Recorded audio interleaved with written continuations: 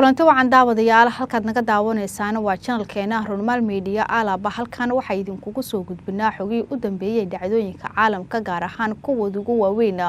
qodobada maanta muuqaalka ku daawan doontaan waxa kamid noqonaya Israa'iil oo soo bandhigtay qasaarihii ugu badnaa ee soo gaaray tan iyo markii uu bilowday dagaalka bariga dhexe iyo sidoo kale duqeymaha Iiraan ay la bartilmaameysatay magaalooyin ka tirsan Israa'iil iyo sidoo kale qaybo kamid ah wadamada Khaliijka Carabta Iiraan oo mar kale degniino culus dirtay iyadoo sheegtay in dagaalka ay si laba jibaareyso waxa sidoo kale muuqaalkan inta daawanayso ku soo gudbin doona wadamo kamid ah Khaliijka Carabta oo xilligan qeyladaan xoogan ay muujinayaan iyagoo sheegay in Iiraan ay la bartilmaameysatay duqeymo ka soo gaaray qasaaro culus xogii u dambeeyay ayaa halkan idinkugu soo gudbin doona waxa sidoo kale muuqaalka inta daawanayso ku soo gudbin doona dagaalka ka soconaya bariga dhexe oo markan waji cusub yeeshay madaxweynaha dalka Mareykanka Donald Trump digniin culus ayuu u diray Iiraan iyadoo sidoo kale digniintaas durbaba ay jawaab ay ka bixisay Iiraan xogii u dambeeyay ayaa halkan idinkugu soo gudbin doona hadii ay tahay markii ugu horeysay uu ku soo gaaro muuqaalkeena fadlan subscribe inoo dhegan walaalkana furo si ay ku soo gaaraan muuqaalada kale xiga hadii aad subscribe inoo tahayna muuqaalkeena share garay like inoo saar si oo gaar asxaab badan oo ku maasantahay daawashadaada aynu ku bilaabno markab shidaal oo laga leeyahay Mareykanka ayaa lagu soo waramayaa in Iiraan ay ku dhufatay gantaal kaas oo la sheegay in uu marayay marinbiyoodka Hormuz waxaana jira qasaare kala duwan oo soo gaaray markabkaasi badeecadii saarneed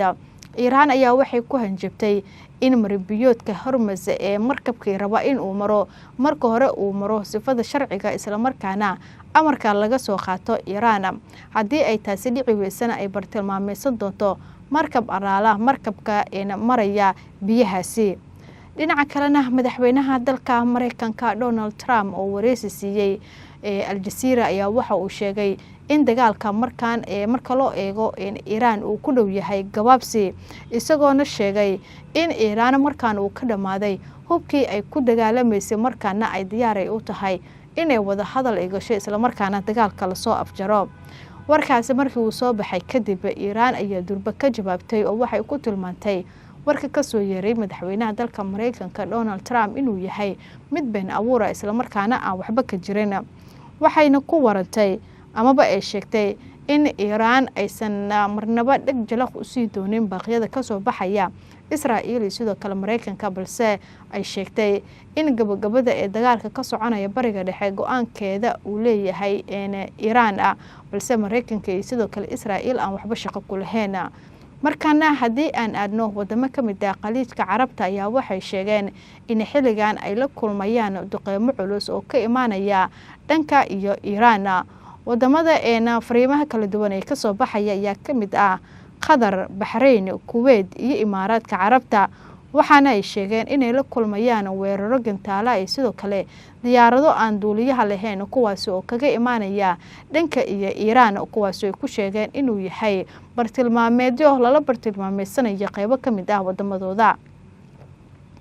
wasaaradda difaaca ee Qatar ayaa shaacisay in dalkaasi lagu weeraray 17 gantaal oo ballistic ah iyo sidoo kale 6 diyaaradood oo kuwa droonka aan duuliyaha lahayn kuwaas oo la sheegay in laga soo tuuray dhinaca Iiraan iyadoo Iiraan ba horey u sheegtay in bartilmaameedyo gaar ah ay u yihiin qaar kamid ah wadamada Khaliijka Carabta kuwaas oo ku yaala saldhigyada militariga ee Mareykanka uu ku leeyahay halkaasi iyadoo ujeedkeedu ku tilmaantay in saldhigyadaasi gabi ahaanba ay burburin doonto iyadoo Iiraan ba horey ugu guuleysatay qaybo kamid ah saldhigyadaasi inay dhulka ay ku darto Iiraan ayaa goobaha ay sida bartilmaameedka ugu fulinayso duqeymaheeda waxa ay yihiin Imaaraadka Carabta halkaasi oo ku sheegtay in saldhig muhiim u ah Mareykanka uu ku yaala halkaasi sidaas darteedna ee bartilmaameedka halkaasi ee loogu badinayo duqeymaha ay ka geysatay Israa'iil iyo sidoo kale kuwa ay ka fulisay isku taga Imaaraadka Carabta marka la isbarbardhigo waxa lagu sheegay inay aad ay u badan yihiin kuwa Imaaraadka Carabta iyadoo lagu sheegay sababta ee saldhiga ugu muhiimsan ee Mareykanka uu ku leeyahay halkaasi dhanka kale Bahrain ayaa sheegtay in weerar gantaal uu sababay geerida haweeney 29 sano jir ay sidoo kale dhaawacay 8 qof kadib markii gantaal uu ku dhacay dhismo ku yaala caasimadda Manama wasaaradda arrimaha gudaha ee Bahrain ayaa sheegtay in weerarkaasi uu ka mid yahay duqeymaha ay fulisay Iiraan kuwaasi oo u ah bartilmaameed gaar ah waxaana ay sheegeen in Iiraan markaan ay duqeymaheedii ay sii laba jibaarayso qasaaraha culus ee soo gaaraya qaybo ka mid ah wadamada Khaliijka Carabtana uu aad u tiro badanayo. sidoo kale ciidamada difaaca hawada ee Bahrain ayaa sheegay in tan iyo markii uu bilowday weeraradan ay soo rideen 102 gantaal iyo sidoo kale 171 diyaaradood oo nooca droniska aan duuliyaha lahayn kuwaas ay ku sheegeen inay muujinayaan baaxadda weerarka Iiraan ay ka geysanayso Bahrain. Imaaraadka Carabta ayaa isna carabaabay weerarada droonka ee lagu bartilmaameedsaday qunsuliyadooda ku yaala magaalada Arbil ee dalka Ciraaq. Saraakiisha ammaanka ayaa sheegay in 3 droon la soo riday iyadoona mid ka mid ah uu ku dhacay meel u dhow qunsuliyadda. Dhinaca Kuwait ciidamadu waxay xaqiijiyeen inay ka hortageen weeraro gantaalo oo droon ah iyadoona difaaca hawada ay ku guuleysteen inay soo ridaan bartilmaameedyada. iyadoona wadamada Khaliijka Carabta markaan uu soo yeerayo qeyladaan xoogan oo ku aadan ee dagaalka amaba weerarada ay fulinayso Iiraan ayaa dhankeeda waxay sheegtay in markaan ay isticmaali doonto gantaalo culus oo badan oo lagu duqeyn doono Israa'iil sidoo kale saldhigyada Mareykanka uu ku leeyahay qaybo ka mid ah wadamada Khaliijka Carabta. dhanka kale wasaaradda arrimaha dibadda ee Iiraan ayaa waxay sheegtay in waqtigan Iiraan aanan diyaar u ahayn xabad joojin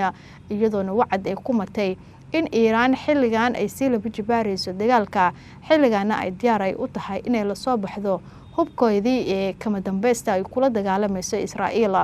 waxaana ay sheegeen in Iiraan markaan ay dagaalkeeda u soo weecin doonto dhanka iyo Israa'iil sidoo kale Mareykanka kadib markii saldhigyada ugu muhiimsanaa ee Mareykanka uu ku lahaa wadamada Khaliijka Carabta Iiraan ay ku guuleysatay inay dhulka ay mariso. wakaaladda wararka Iiraan ee Faris News ayaa ku warantay in Iiraan ay u adeegsatay hub gaar ah iyo sidoo kale gantaalo xambaari kara madaxyo qaraxyo oo hal tan ah kuwaas oo ku socda xawaaraha 14 Maaj oo ka dhigan socodka ee gantaalada ah in ay 14 jeer ka dheereeyaan kuwa la sheegay inay suurtagal ay noqdaan codka labada qof ee iska soo horjeeda ee isgaaraya in ay ka sii fudud yihiin gantaalada Iiraan markaan ay isticmaalayso. waxaana sidoo kale lagu sheegay in 24 saac ee la soo dhaafay gudaha dalka Israa'iil saldhigyo ku yaala oo uu leeyahay Mareykanka Israa'iil aan iraahday Iiraan ay si gaar ah bartilmaameedyo ugu fulisay iyadoona la sheegay in ay u isticmaashay gantaalo cusub oo ka bedelan kuwii hore ay Iiraan ay isticmaali jirtay. Israa'iil ayaa markaan soo bandhigtay qasaarihii ugu cuslaa ee soo gaaray tan iyo markii uu bilowday dagaalka ka soconaya bariga dhexe oo galay maalinkiisii 11aad. dowladda Israa'iil ayaa sheegtay in 24 saacadood ee ugu dambeeyay ay 191 qof ay kaga dhaawacmeen dagaalka ka socda bariga dhexe halka hanti intaasi ka badanna ay ku burburtay. magaalooyin waaweyn oo ka tirsan Israa'iil ayaa waxaa duqeymo culus ka geystay Iiraan iyadoona ay u adeegsatay diyaaradaha aan duuliyaha lahayn sidoo kale gantaalada nooca balaastikada iyadoo sidoo kale Iiraan ay ku hanjawayso in gantaaladii xilligan ay isticmaashay kuwa ka daran ay markaan ay isticmaali doonto.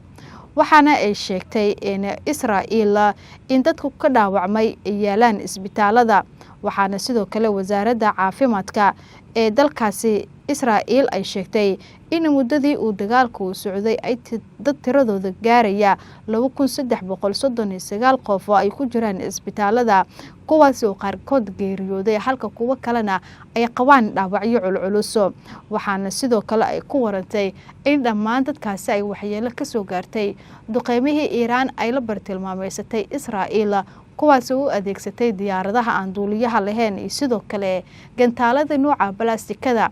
iyadoo Israa'iil iyo sidoo kale Mareykanka ay daandaansiga dagaalka markii hore ay ku bilaabeen Iiraan balse xilligan uu baxayo calacalkoodii isla markaana jab culus ay gaarsiinayso Iiraan. inkastoo Israa'iil iyo sidoo kale Mareykankaba aysan joojinin ee duqeymaha ay la bartilmaameysanayaan Iiraan dhankeedana waxay laba jibaaraysaa duqeymaha iyadoona markaan ay sheegtay inay la soo bixi doonto hub ka daran kuwa hadda ay isticmaashay ee balaastikada kuwaas ay ku sheegtay in xawaarahooda uu si aad ah u dheereeyo isla markaana goobaha bartilmaameedka si dhaqso ay ugu fulin karaan.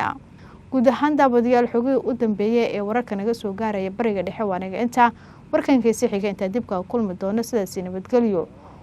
haddii ay tahay markii ugu horeysay uu ku soo gaaray muuqaalkeenana fadlan subscribe inoo dhig kambalelkana furo si ay ugu soo gaaraan muuqaalada kale xiga. haddii aad subscribe inoo tahayna muuqaalka inoo share garay laakiin oo saar soo gaar asxaab badan waad ku mahadsantahay daawashadaada.